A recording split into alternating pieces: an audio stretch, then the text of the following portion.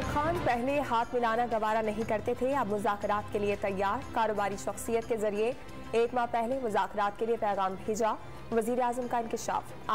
Imran Khan army chief की तैनाती और इलेक्शन के मामलात बातचीत के जरिए तय करना चाहते थे। शहबाज शरीफ ने इनकार कर दिया।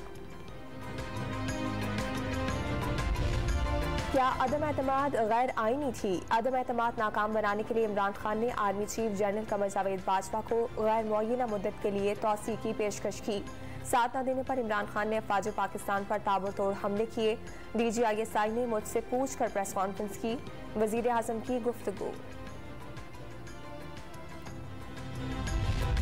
जनरल कमर जावेद बाजवा ने मुल्क की मुफाद में इमरान खान को मुकम्मल सपोर्ट किया, चलाने के लिए पूरा जोर लगा दिया। इतने धक्के लगाने के बाद भी इमरान खान नाकाम हो गया। इतने धक्कों के बाद तो धक्का स्टार्ट गाड़ी भी चल पड़ती है।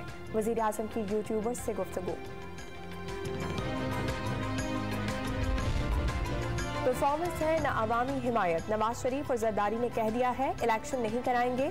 सबको पता है पावर एस्टैब्लिशमेंट के पास है। एस्टैब्लिशमेंट हट जाए तो ये हुकूमत गिर जाएगी।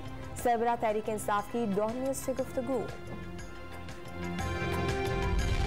तहरीक इंसाफ के लॉन्ग मार्च का तीसरा रोज। काफिला कुछ देर बाद मुरीदके से आगे बढ़ेगा। मुरीदके में तहरीक इंसाफ के कारकुनान की बड़ी तादाद जमा।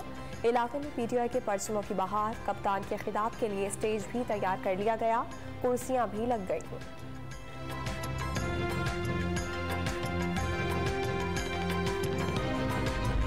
NA-45 कुरम में ज़िमनी इलेक्शन के लिए पोलिंग जारी। वोटिंग का अमल सुस्त रवि का शिकार। शहरियों की बड़ी तादाद अभी तक घरों से नहीं निकली। सिक्योरिटी के सख्त इंतजामात।